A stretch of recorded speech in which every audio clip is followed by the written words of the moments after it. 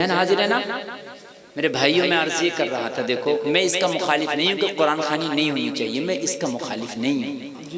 मैं भी कुरान खानी कराता हूँ, मेरे घर में भी कुरान खानी होती है, लेकिन तरीका बताऊंगा मैं। हम तो सुन्नी इसी बात पे पिल गए कि भाई कुरान खानी। यार एक बात बताओ, हम तो कुरान पढ़ते नहीं, जो बच्चा हाफजा कर रहा मदरसे में उसे भी तो नहीं पढ़ने देते।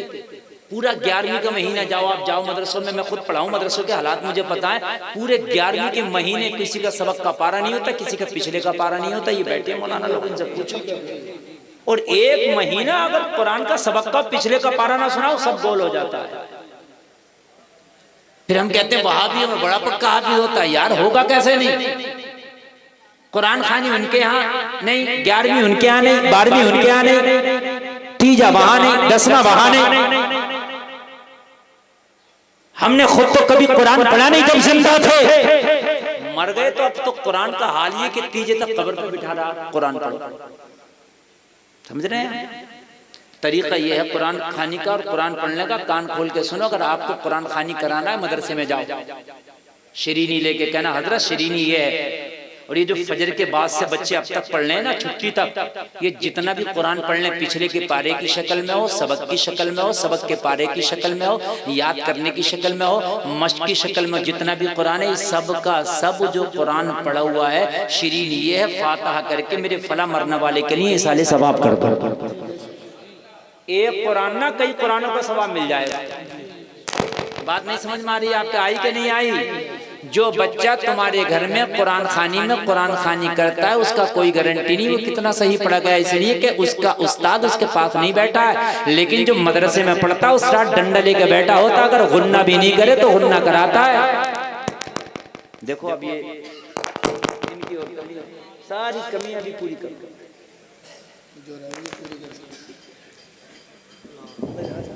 ठीक बोलिए। मैं देख रहा हूँ लोकल में कहीं आऊजा चाहे तो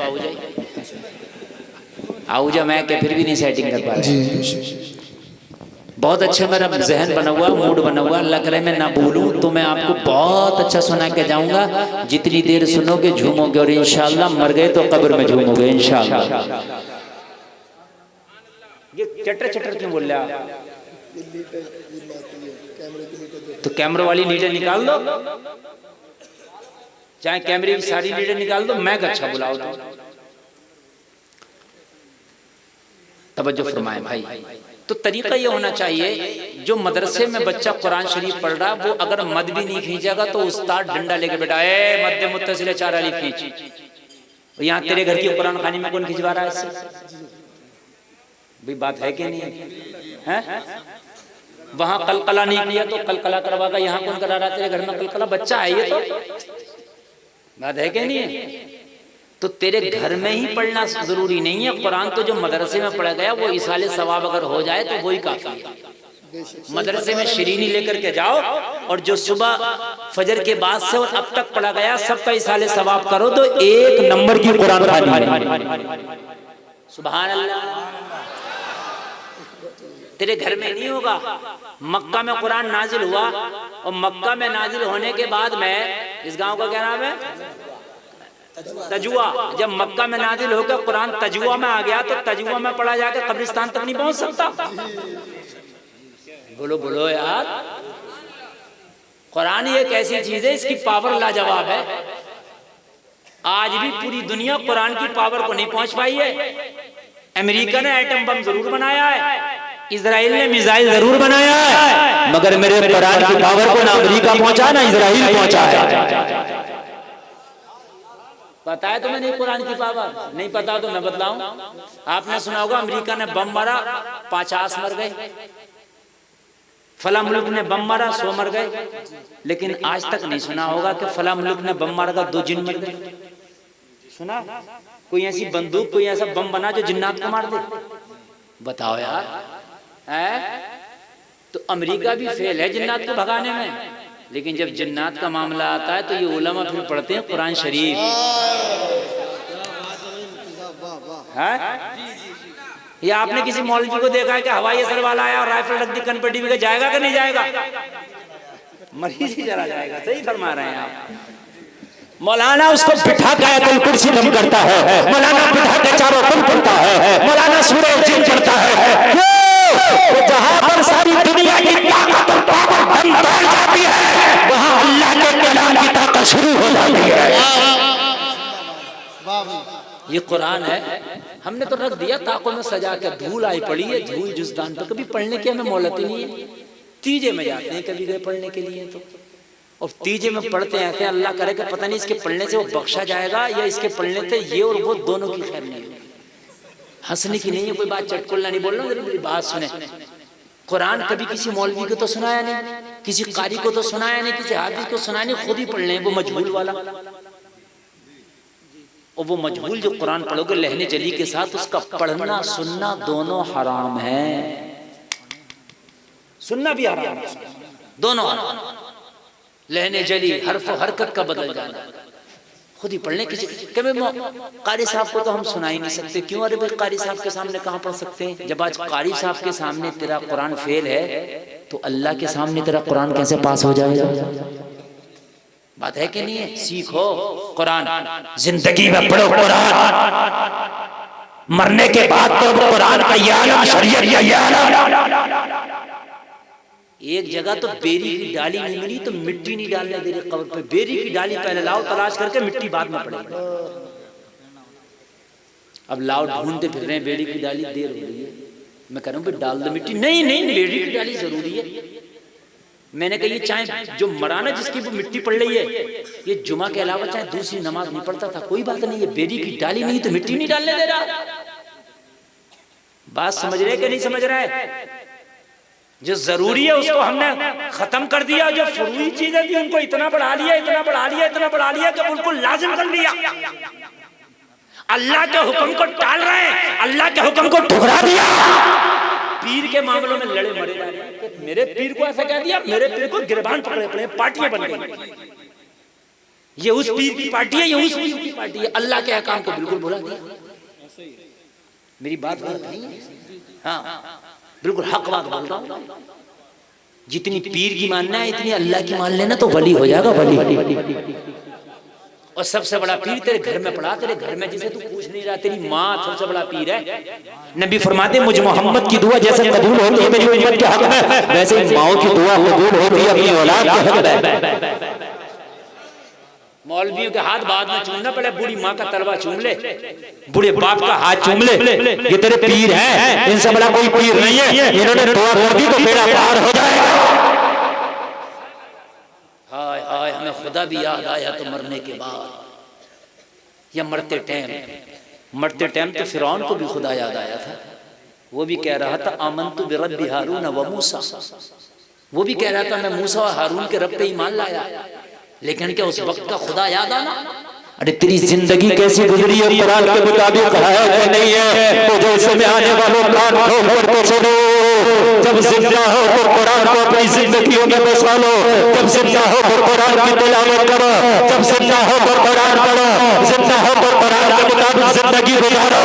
ओ मेरे भाइयों, मरने के बाद कफन याद आता कैसा होना चाहिए? मरने से पहले लिबास देखो कैसा होना चाहिए। मरने से पहले लिबास देखो कैसा होना चाहिए। हाय हाय हाय। जब हम जनानी मैयत को उसमें उतारते हैं ना कब्र में, तो 5 कपड़ों में लिपटी होती है और फिर भी चारों तरफ से चादर लगाते हैं, फिर कब्र में उतारते हैं। ऐसे ही करते हैं नहीं करते हैं? करना चाहिए, अच्छी बात है, ये गलत नहीं है। लेकिन मैं इतना सवाल करना चाहता हूँ, मरने के बाद तुझे इतना पढ़ने का ख्याल आया कि 5 कपड़ों में इसे लपेट दिया गया, अब भी चादर लगाई है चारों तरफ से? हालांकि बेहतर है, लेकिन 5 कपड़ों में पहले से लिपटी है ये। इसकी मौत ने इसके आवाज पर पर्दा डाल दिया, अब भी चादर लगा रहा। काश तुझे ये चादर इसकी जिंदगी में भी याद आई होती, जब ये मेलों में और बाजारों में भी पर्दा घूम रही थी। हाय हाय, तब भी तुझे याद आई होती जब ये शादियों में बाल खोल के फैशन बना के घूम रही थी, तब भी तुझे याद आई होती। खुदा की कसम कौम का यह हाल ना होता। मुसलमानों दिल फट जाता। तुमने तो सुना ही होगा या शायद देखा होगा, मेरी आंखों ने बड़ा देखा है, आज कलमा पढ़ने वाली बच्चियां गैरों के साथ में दोस्तियां, प्यार, मोहब्बत और शादियां हो रही हैं।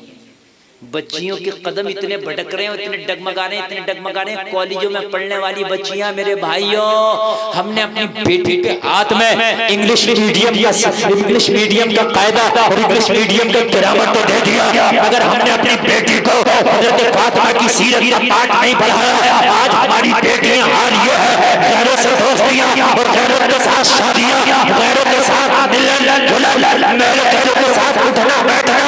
काश अपनी बेटी को पूनम कनीज़े फातिमा का पाठ पढ़ाया होता तो तेरी बेटी ऐलान कर देती, जान तो दे सकती हूँ मगर ईमान का सौदा न करूंगी।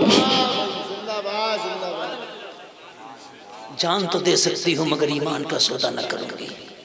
मुसलमानों, अफसोस की, बहुत अफसोस की बात है, आज बड़ी दुआएं हो रही हैं कि अल्लाह के एक सुल्तान सलाहुद्दीन अय्यूबी दे दे ताकि फिलिस्तीन की बच्चियों की इज्जतों की हिफाजत हो सके। या अल्लाह, फिलिस्तीन के यतीम बच्चों का रोना अब नहीं देखा जाता। फिलिस्तीन का एक बच्चा ये कह के मरा था, ए उम्मत मुस्लिमा, मैं जा रहा हूं मगर तुम्हारी शिकायत अपने अल्लाह से करूंगा। आज तुम्हें मोबाइल सुन रही है, आज भी फिलिस्तीन के बच्चे उस पानी को पी रहे हैं जिससे तुम इस्तंजा नहीं कर सकते। खुदा की कसम, बड़े बड़े हाल है। तुम कम से कम मस्जिद में जाकर उन मजलूमों के लिए यार दुआएं कर दो, हो सकता है तेरी दुआएं रंग ले आए। आज दुनिया बेकरार है, अल्लाह अय्यूबी भेज दे ताकि फिलिस्तीन की बच्चियों की हिफाजत हो जाए। लेकिन अय्यूबी नहीं आता, नहीं आता। ये अल्लाह फिर से कोई मोहम्मद बिन कासिम भेज दे, लेकिन नहीं आता। क्यों नहीं आता?